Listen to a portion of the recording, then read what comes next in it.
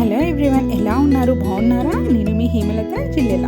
ఈరోజు నేను చూయించే వ్లాగ్ వచ్చేసి ఏంటంటే మా ఇంట్లో ఎల్లమ్మ తల్లిని పూజిస్తున్నాను అనమాట. ఇంకా చూడండి, ఇది వచ్చేసి ఎల్లమ్మ గద్దె.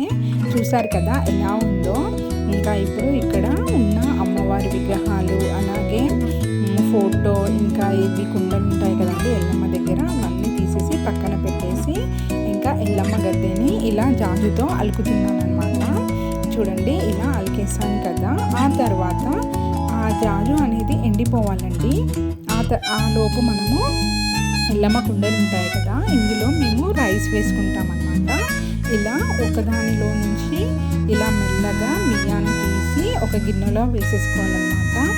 ఇంకా చూడండి, ఈ కుండలు ఉంటాయి కదండి, వీటిని కడిగేస్తున్నాను అనమాట. ఫస్ట్ ఒక గిన్నెలో కడిగేసుకొని ఆ తర్వాత ఇంకొక ఫ్రెష్ వాటర్లో మళ్ళీ ఇంకొకసారి కడిగేసుకున్నామనుకో మనకి కుండలు నీట్గా కనిపిస్తాయి అన్నమాట. చూడండి, ఇవి కూడా మొత్తం ఎండిపోవాలన్నమాట. ఎందుకంటే ఇందులో మనము తర్వాత బియ్యం వేసుకుంటాం కదా, ఇలా ఎండిపోయిన తర్వాతే ఇందులో బియ్యం అనేది వేసుకోవాలి.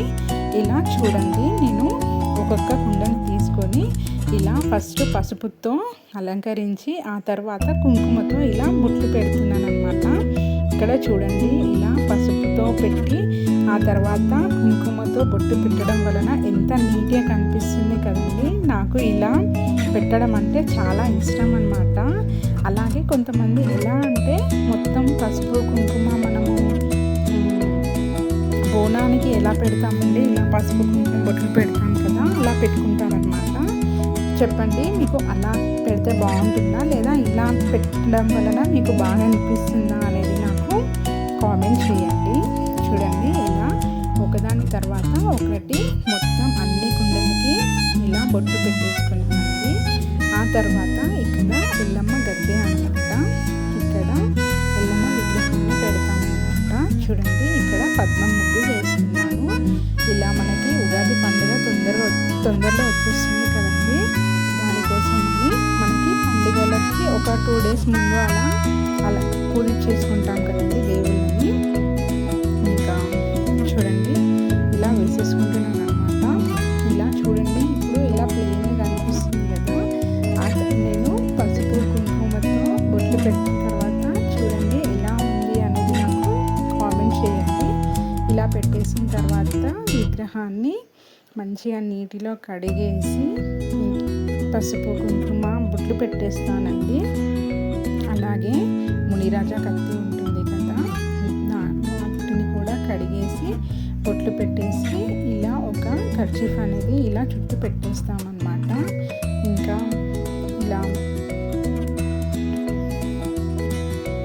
చేసేసుకుంటామన్నమాట మేము. చూడండి, మీరు కూడా ఇంకా ఇలాగే చేసుకుంటారా అండి? ఒక 2 days ముందు ఇలా పండుగలు వచ్చాయంటే మనము దేవుళ్ళని మొత్తం కడిగేసుకుంటాం కదా. అలా ఒకవేళ మీరు చేసుకుంటే, ఒకవేళ మేము కూడా చేసుకుంటామని కామెంట్ చేయండి. వీడియోస్ చూస్తున్నారు, లైక్ చేయడం లేదు, అలాగే కామెంట్ కూడా పెట్టడం లేదండి. చూడండి, లైక్ చేయడం మాత్రం మర్చిపోకండి. అలాగే ఇంకా ఇలా మొత్తం పెట్టేసుకుంటున్నాను అన్నమాట. చూస్తున్నారు కదా ఎంత నీట్గా కనిపిస్తుంది కదండి. ఇక్కడ వచ్చేసి పాములు ఉంటాయన్నమాట. పాములకి కూడా ఇలా పసుపు కుంకుమతో అలంకరించేసాను. అలాగే ఇక్కడ దీపం పెడతామన్నమాట. అక్కడ సూర్యుడిలా వేసేసాను అనమాట. ఇంకా ఇలా బొట్టు పెట్టాను. చూడండి, చాలా బాగా కనిపిస్తుంది కదండి. ఇప్పుడు ఇలా ఎల్లమ్మ కుండలలో ఇలా బియ్యాన్ని వేసేసుకుంటున్నాను అనమాట. జాగ్రత్తగా ఒకదాని తర్వాత